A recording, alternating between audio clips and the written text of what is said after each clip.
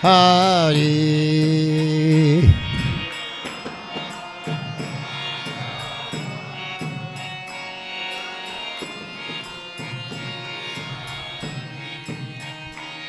Jaya Radha Madhava Jaya Kunja Bihari.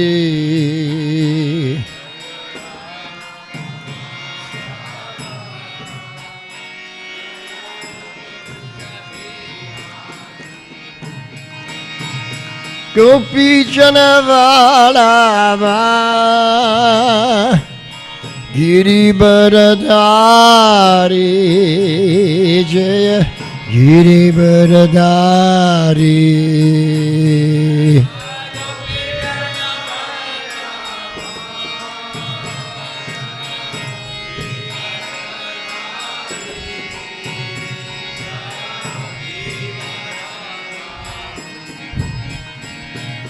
Gopi Janavalava Giri Baradhari Jayo Giri Baradhari.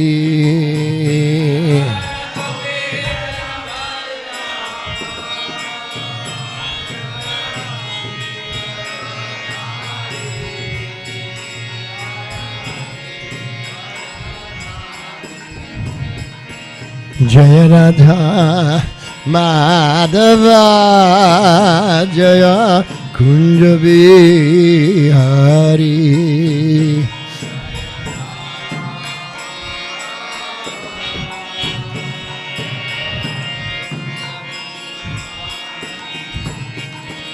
Jaya Radha Madhava Jaya Kunja Bihari.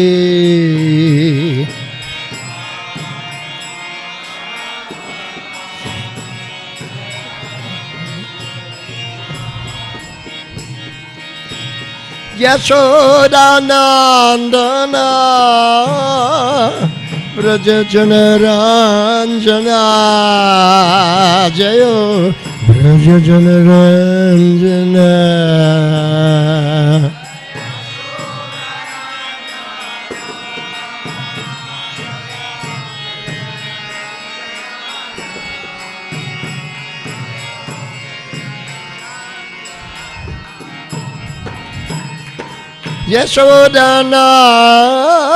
Yashodanandana Brajajana Ranjana Jayo Brajajana Ranjana.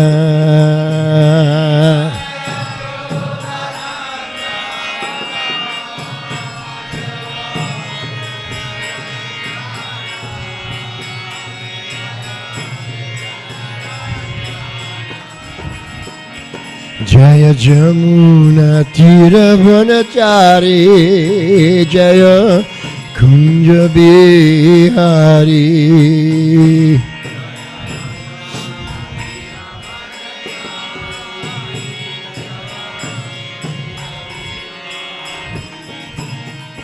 Jaya Jamuna Tira Vanachari Jaya Kunja Bihari.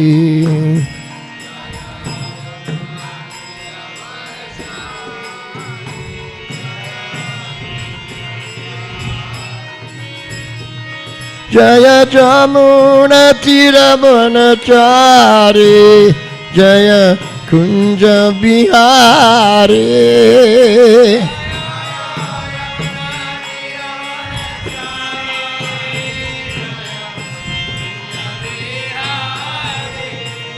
Jaya Jamuna Tira Vanachari Jaya Kunja Bihari.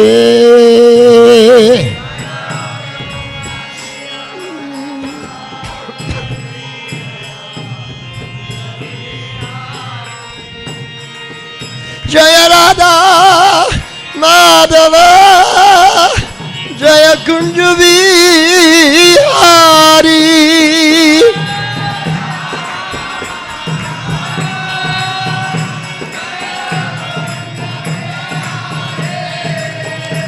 Jaya Radha Jaya Kunja Bihari.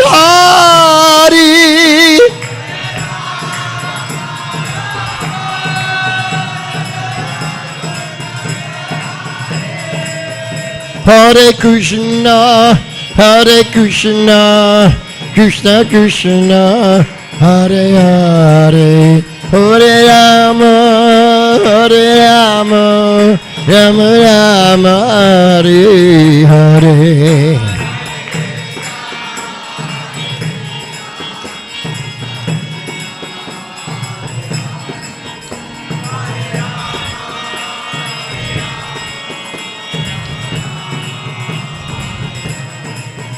Hare Krishna, Hare Krishna, Krishna Krishna, Hare Hare, Hare Rama, Hare Rama, Rama Rama, Hare Hare.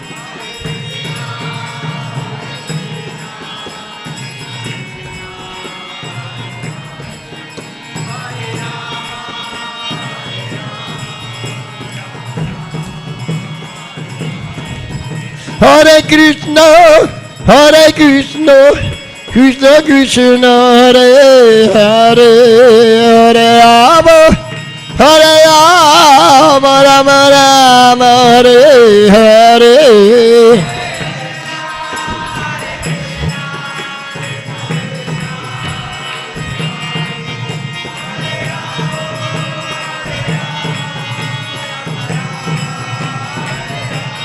Hare Krishna, Hare Krishna, Krishna Krishna, Hare Hare, Hare Rama, Hare Rama, Rama Rama, Hare Hare.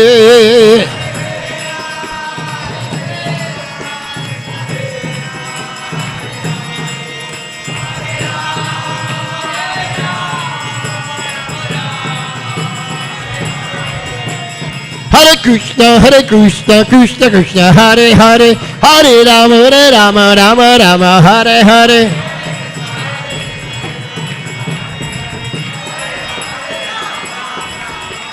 Hare Krishna, Krishna Krishna, Hare Hare, Hare Rama, Rama Rama, Hare Hare.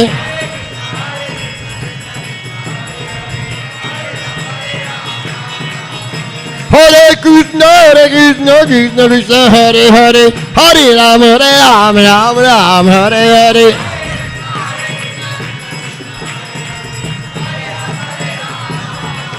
Jaya Jaya Prabhupada, Prabhupada, Prabhupada, Prabhupada.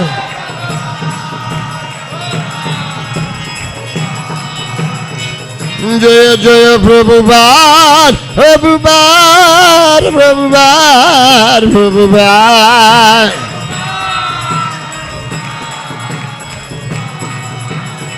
Nitai Gaur Haribo, Haribo, Haribo, Haribo.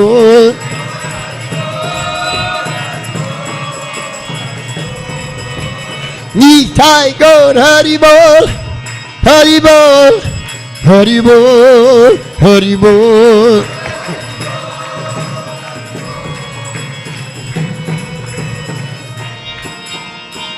Jai Shri Guru Nitai Gaur Premanande Hari Hari Bol.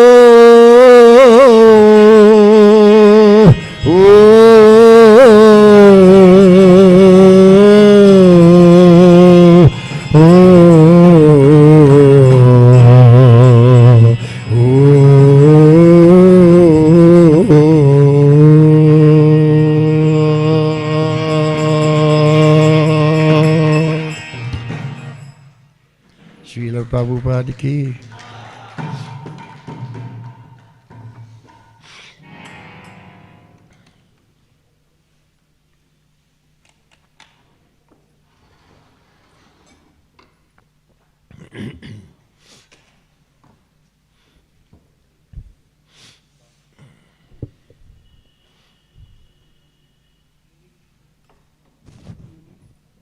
Do I need Bhagavatam? I didn't memorize the whole book, so I do need it.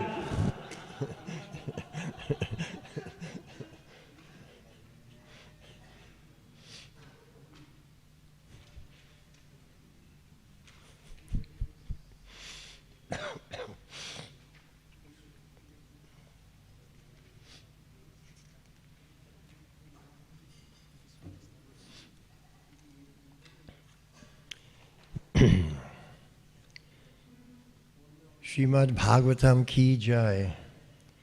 So we're continuing our study of the third canto, chapter 22. And today's text, today's shlok is 13, right? Om Namo Bhagavate Vasudevaya.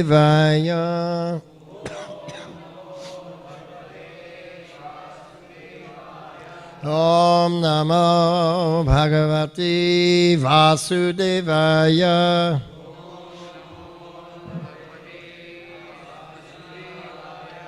Om Namo Bhagavate Vasudevaya.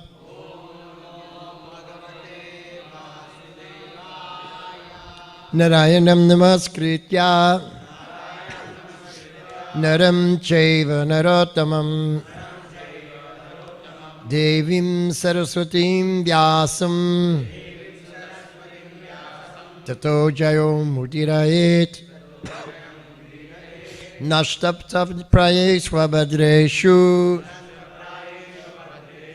Nityam Bhagavata Sevaya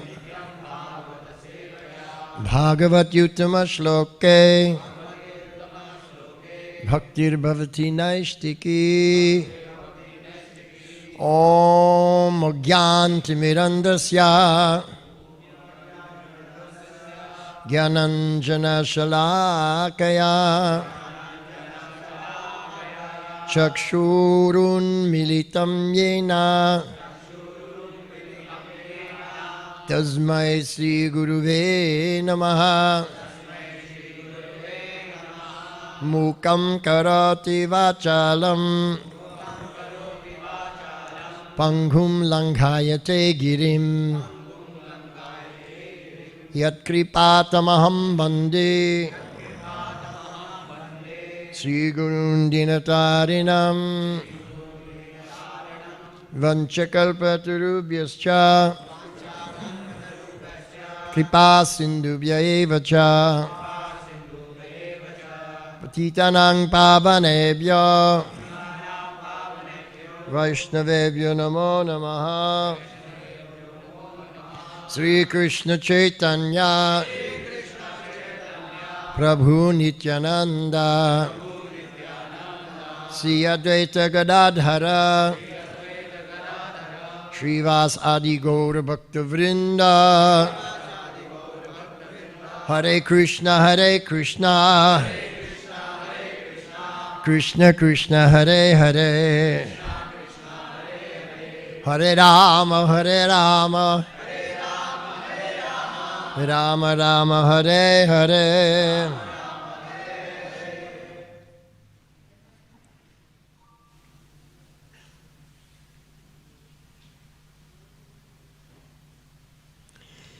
Ya ujjatam manadritya kinasham abhiyachate Shiyate tadyashasvitam manascha vagyaya hata Ya ujjatam anitra Kinasham abhiyachate Shiyate tadyashasvitam Manascha vagyaya hata Ya ujjayatam Kinasham abhiyachate Shiyate tadyashasvitam Manascha vagyaya hata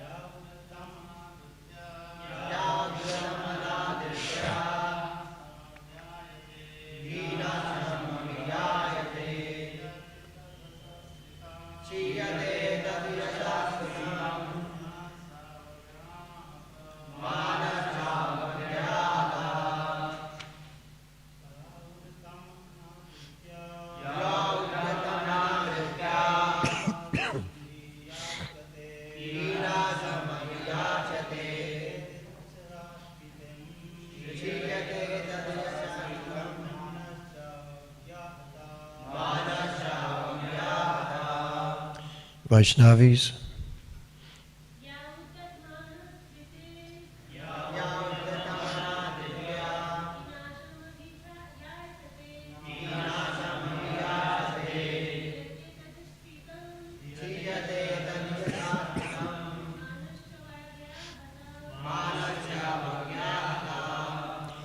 Ya, who, ujyatam, an offering, anadritya, rejecting, kinasham, from a miser, abhiyachate, begs, kshiyate, is lost, tat, his, yasha, reputation, spitam, widespread, mana, honor, cha, and avagaya, by neglectful behavior, hatta, destroyed. Translation, by His Divine Grace, A.C. Bhaktivedanta Swami Srila Prabhupada. One who rejects an offering that comes of its own accord, but later begs a boon from a miser, thus loses his widespread reputation and his pride is humbled by the neglectful behavior of others. So this chapter is dealing with the marriage of Kardama Muni and Devahuti, and Swayambhuva Manu is speaking. Swayambhuva Manu is one of our authorities, and he is explaining to Kardama Muni that to deny an offering that comes of itself is not commendable, it's not recommended, even for one who is absolutely free from all attachment.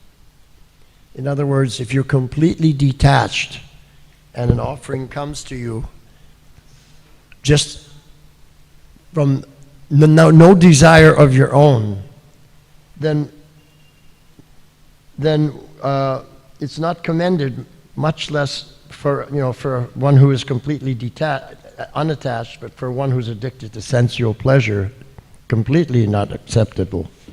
So the point is this is the point that he's speaking about. Someone may be completely renounced, and then all of a sudden a boon comes to him. He didn't desire that. It's just coming of its own accord. If we don't accept that, that's a fault. And then dosh, everything will be destroyed. Why is it? Because that's coming from Krishna. If we don't accept what's coming from the Lord, then we must be fool number one, isn't it?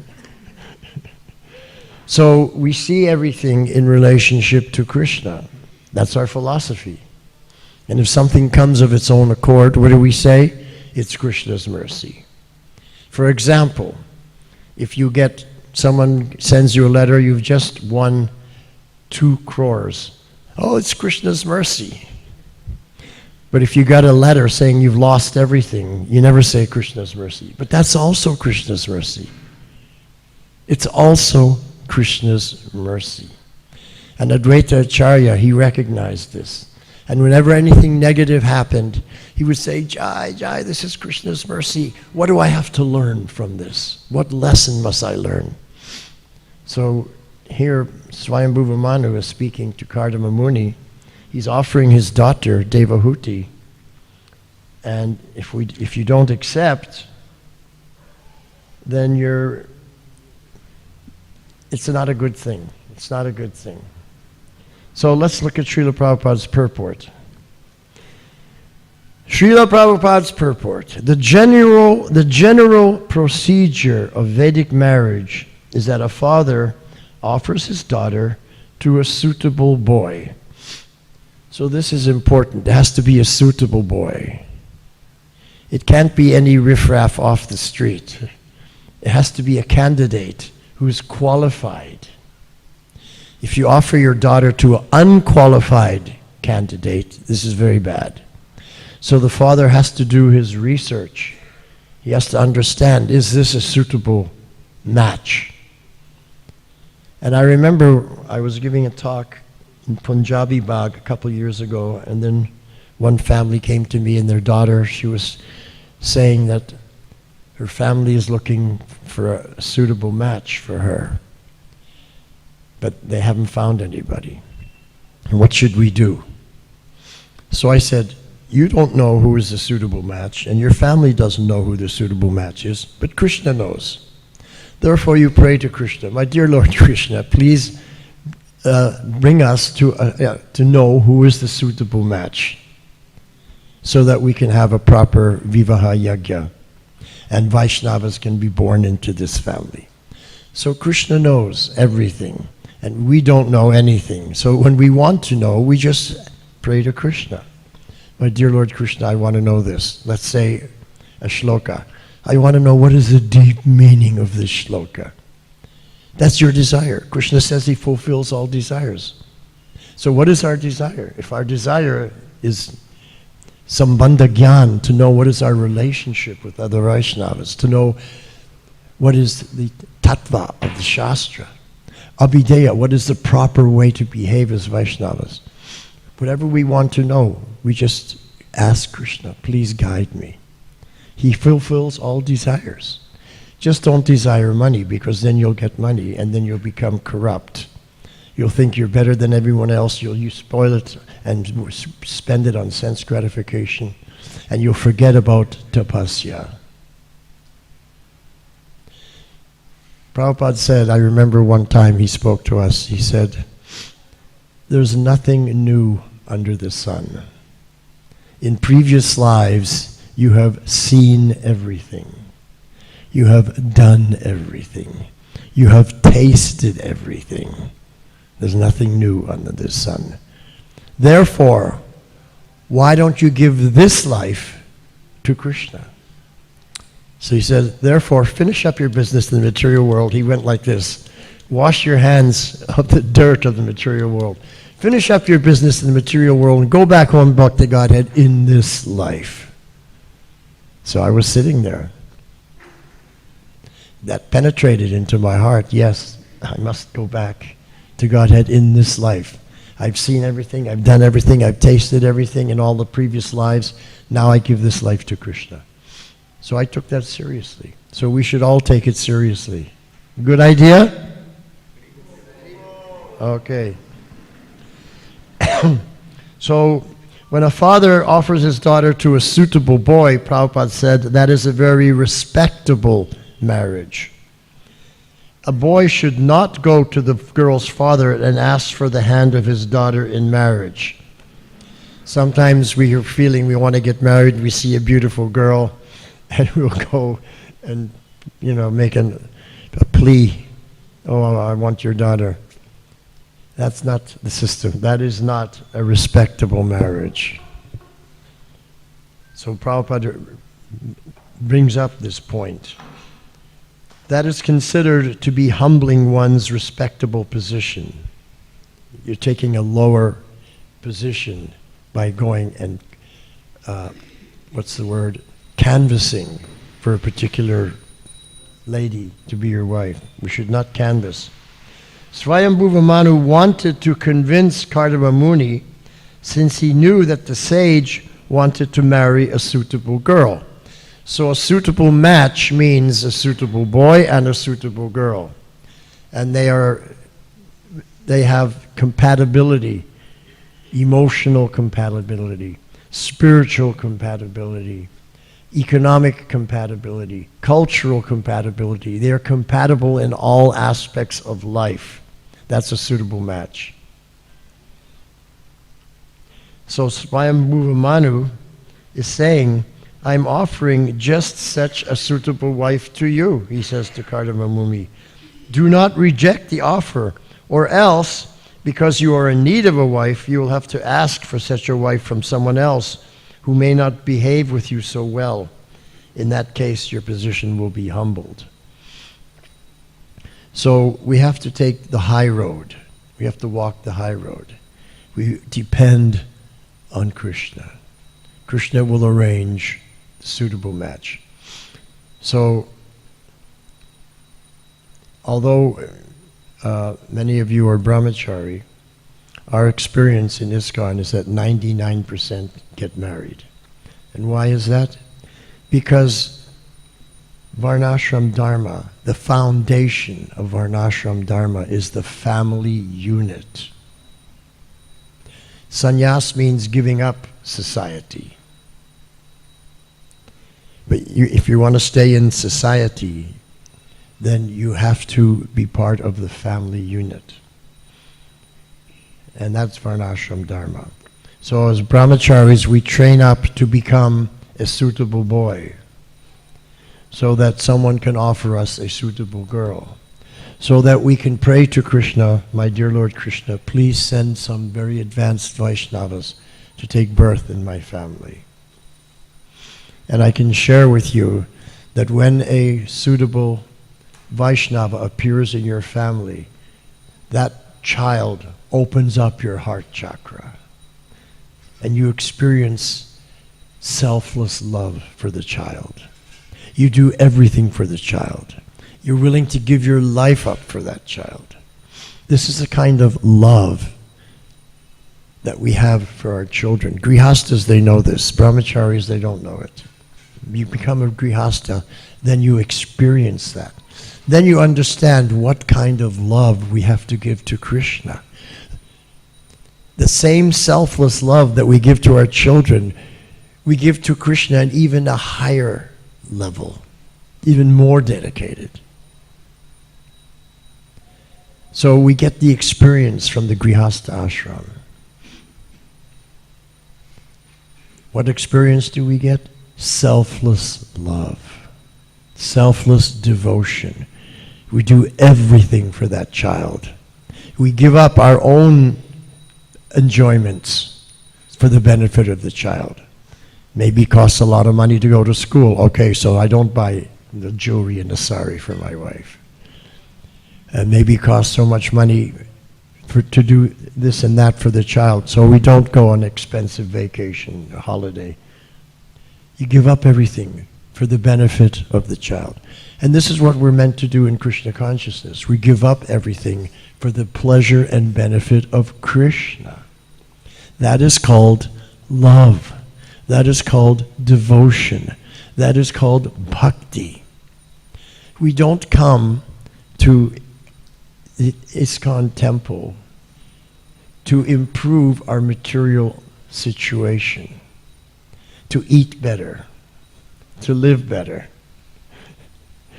to have more access to money, to travel a lot, to have no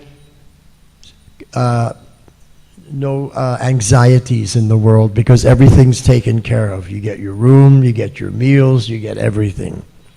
That's not the reason you come. We come to give selfless service to Krishna. And the other things come automatically. But if our goal is to join ISKCON to improve our material position, that is the greatest offense. And we won't last long. After some time, Lord Chaitanya will say, you see that door? Please exit. You're not ready for pure devotional service. You can try in another life. So we have to be careful, because this very famous Leela in Chaitanya Charitamrita, Sri Chaitanya Mahaprabhu had taken sannyas, but he saw that the sannyasis were not behaving properly. He saw that people took sannyas to improve their material position, to get the best prasad, to get honor, recognition, the best place to stay, all these different things. So he had to set an example. What is the highest example of sannyas? So how it happened was this. They were preparing a special feast for Sri Chaitanya Mahaprabhu, and they were running low on rice. So they requested Chota Haridas, you go and you beg rice from this Grihastha lady. She was an elderly lady. So for a sannyasi to ask for some rice, to do seva, to cook for the Lord from an elderly lady, that is That is okay. That is not an offense. So he went there and she said, oh yes, I have extra rice I can give you. When she went to get the rice, her granddaughter was there. So Chota Haridas noticed that she was young, attractive. And Sri Chaitanya Mahaprabhu, he's Antarjami. He's Paramatma in everyone's heart. He understood. He'd broken his vows of sannyas. He's appreciated the beauty of this young woman. Therefore, he said to all his followers the next day, he said, from now on I will never again see Chota Haridas. Everyone was shocked. Chota Haridas, he's one of your best disciples. He chants beautiful kirtan. He's so dedicated. No, I will not see him. He's broken his sannyas vows. It was only in his mind. But just Chaitanya Mahaprabhu was so strict. He wanted to set an example. And then they said, oh, please change your mind, please change your mind. And Sri Chaitanya Mahaprabhu said, if you don't stop pushing me on this point, I will leave. Okay, so they stopped pushing. So they all went to Chota Haridas. Well, I'm so sorry, what can we do? And Chota Haridas said, I can't live if I can't get the association of Sri Chaitanya Mahaprabhu. I would rather die. Now this happened in Jagannath Puri. Jagannath Puri is right there on the Samudra. So he was going to give up his life. He could have just gone in a boat with a fisherman, jumped off and drowned in the Samudra. But he didn't do that. What did he do? He walked halfway across India, through the Jharikanda forest, where all the animals were, tigers and elephants, till he came to Prayagraj. And there he took the Vaishnava rite of Ganga Prapti. Just like we have by the decree of Shastra, that the stool of an animal is impure, but the stool of cow is pure. We have by the decree of Shastra, that the bone of animal is impure, but the conch, shank, is the bone of a fish, it's pure. And that if one voluntarily gives up one's body in Prayagraj, it is not suicide, and you don't get a ghost body. So this is explained in Chaitanya Charitamrita, Anchalila, Volume 2, that Prabhupada published. And what happened was that Chota Haridas, after he left his body, he came back in his Siddhadeha, and he would chant beautiful kirtans to Mahaprabhu. No one could see, no one could hear, but Mahaprabhu was in ecstasy hearing these kirtans sung by Chota Haridas. So in this Leela, we understand what is the real meaning of sannyas, how strict one has to be, and how dedicated one has to be, that if you don't get the position or the association of the Lord, then what is the point of living? There's no point of living. Better I give up my body.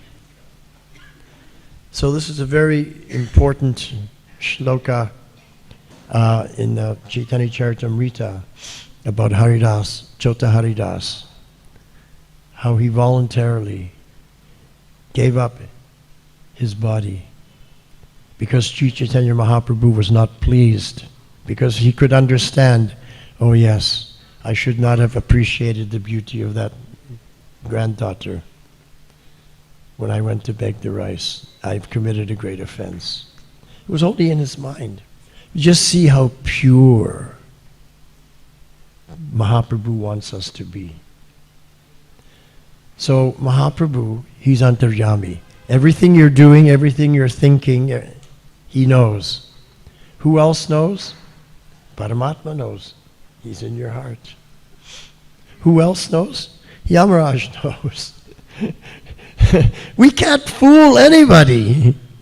We have to be Paka. We have to become Paka. And if we can't become Paka Brahmachari, then you become Paka Grihasta. So the same situation, one time when the devotees came to Puri, every year, Chaturmasya, they would come to Jagannath Puri from Navadvip, for the Rath Yatra. And Shivananda Sen, he came, and Mahaprabhu saw, oh, Shivananda Sen, how's everything going? And he's saying everything's well. And Mahaprabhu said, how's your family? And he said, oh, my wife is now pregnant. And Mahaprabhu said, oh, this is so wonderful. Let us pray that a beautiful son, Vaishnava, is born. So for Grihastha, it's a completely different perspective from Chaitanya Mahaprabhu. But when you're wearing the saffron, very, very strict. So we have to be in our correct ashram. We can't make a show. I remember, I will share this with you, many, many years ago, I was doing a lot of preaching, traveling all over the world, preaching in Muslim countries. And then one of my godbrothers, who we were traveling and preaching together, he decided to take sannyas. So then someone asked me, are you also going to take sannyas? So I didn't know what to say. I was thinking about it. And I said, well, I don't know. Maybe. I didn't know. But then that day, that very same day, Krishna made it clear to me, sannyas is not for you. Don't take sannyas. So that was wonderful. Krishna revealed to me what my path should be. Grihast, not sannyas. And my godbrother, who took sannyas, he later had difficulties, fell down from sannyas. He's wearing white now. So we don't want to take that route, go to sannyas and come back down. This is not respectable. So we should go step by step. So that's Varnashram Dharma. So Bhaktivinoda Thakur has explained how this works. In the beginning, for young men and young women, there is a urge for sex life. Because that's natural of the body. The body has this urge. It's not the urge of the soul, it's the urge of the body. And how do we deal with it?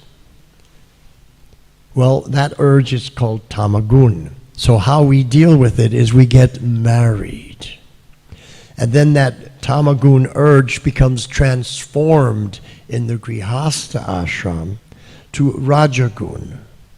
And in this rajagun, you're taking care of the family, raising the children, and busy working for society. You're taking care of not only your own family, but you're taking care of the brahmanas, you're taking care of other children, you're protecting the women, and you're even taking care of the sannyasis. They come to beg, and you take care of them, you give them some money, and they go on their way. So that's the Grihastha ashram. And then when you take Vanapras, that primal urge that originally was tamagun in the brahmachari ashram, now becomes sattvagun when you come to the Vanapras stage. And then becomes Shuddha Sattva when you come to the sannyas stage. So the sannyas is not the first stage, it's the last stage. You have to go 1, 2, 3, 4. It's explained very clearly by Bhaktivinoda Thakur. So we should follow the system.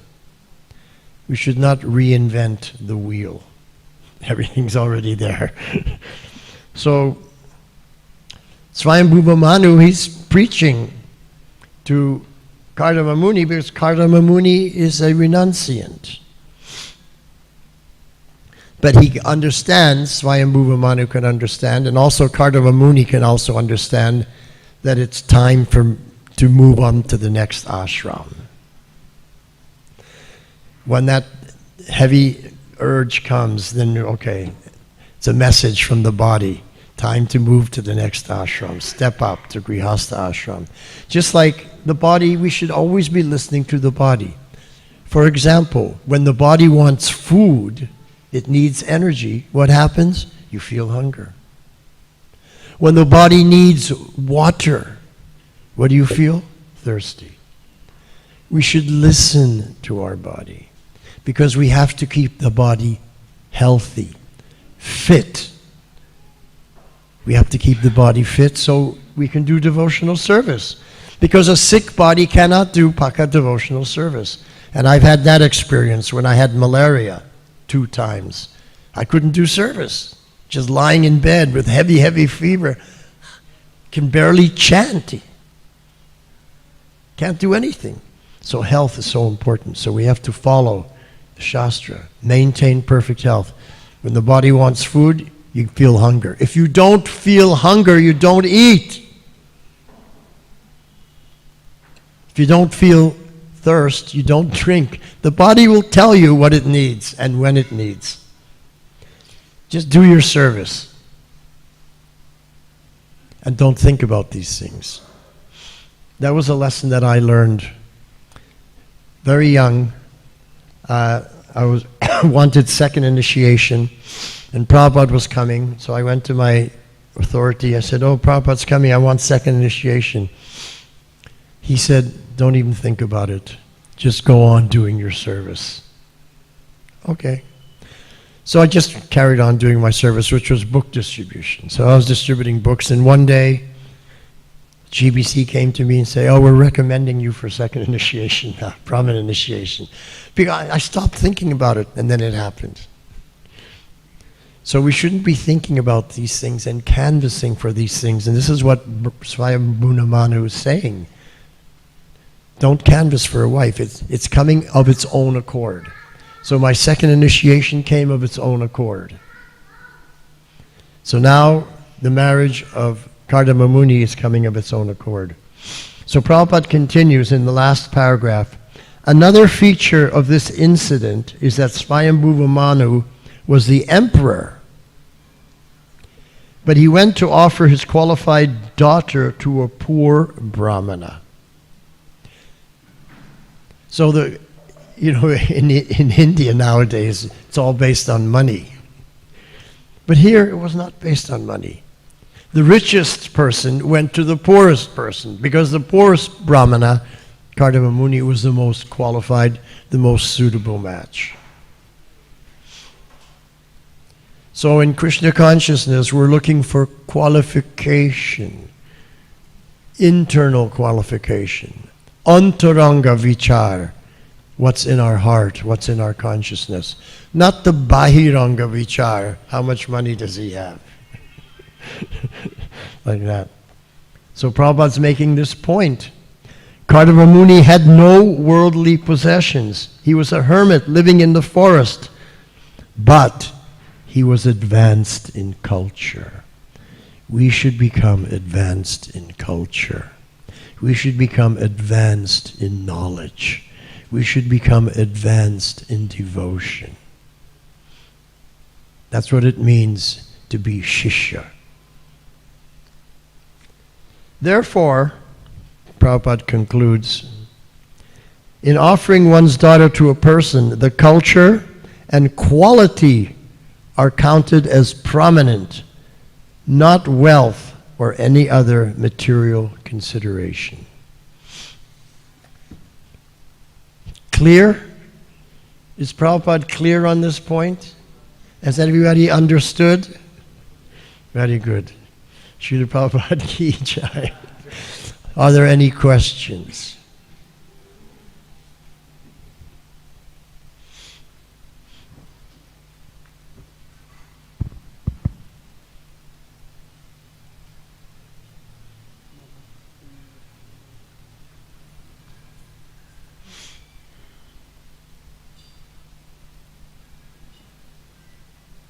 Piche.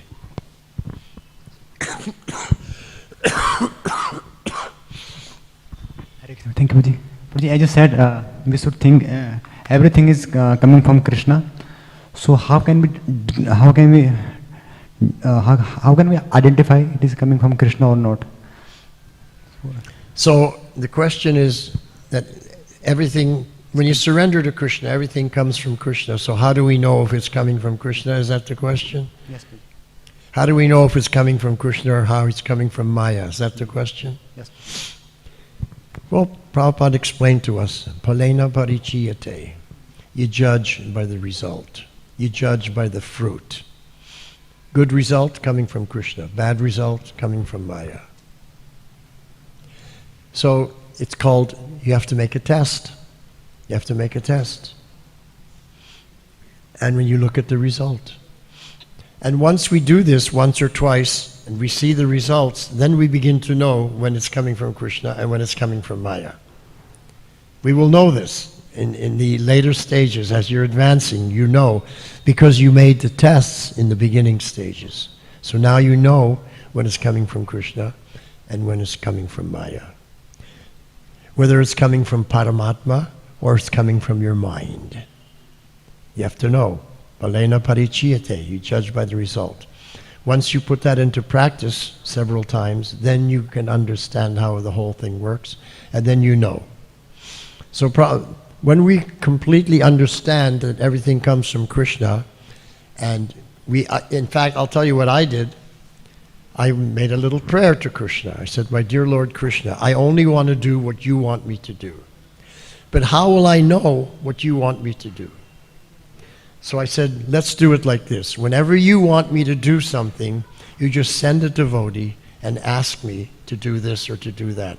And then I will understand that you have sent him. So therefore, whenever anyone asked me to do service, I always said yes. Never said no. I always said yes because Krishna has sent them. And if Krishna doesn't want me to do service, just make sure that some person doesn't come and ask me to do something. So Krishna is controlling everything. So I made that arrangement with Krishna. So I was invited to come here to speak, so I said yes. They asked me to give class, I said yes. They'll ask me to take prasad, I'll say yes. But anyway, we have to take this seriously and train ourselves up so that we know when it's coming from Krishna and when it's not coming from Krishna. Okay? And after a while you know immediately, oh, this is from Maya. No, not interested. This is from Krishna, yes. Okay? Is that clear? Thank you. Nice question. Yes. Hare Krishna Prabhuji, thank you for the lecture and thanks for the kirtan also.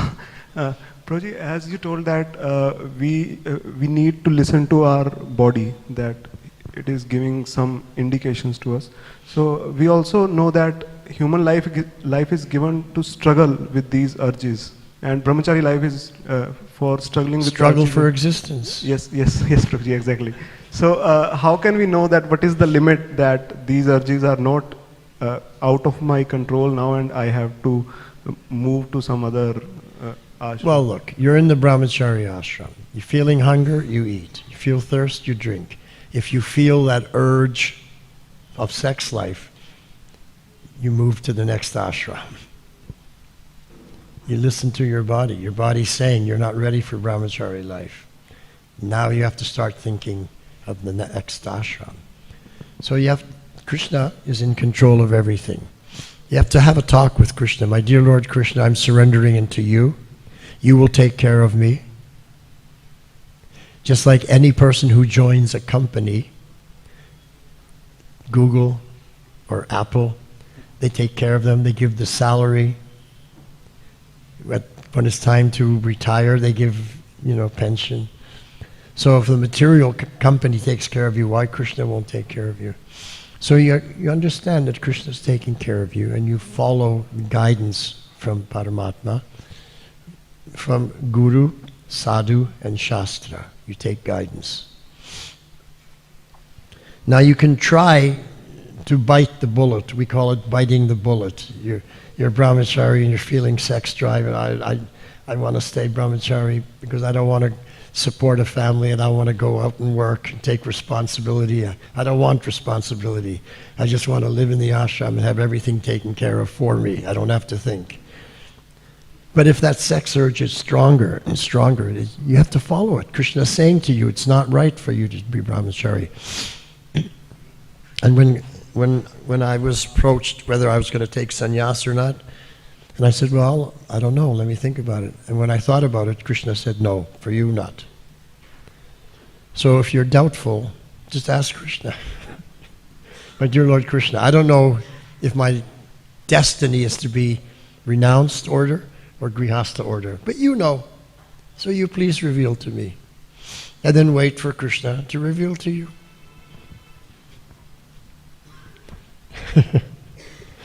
Thank you. Hare Krishna.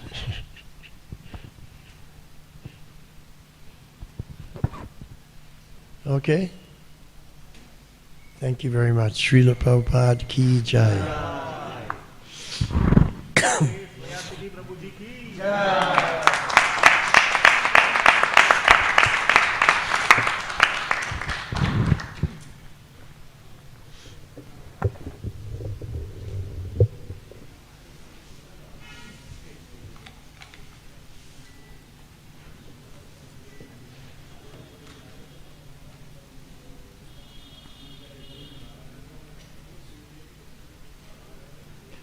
So nice class.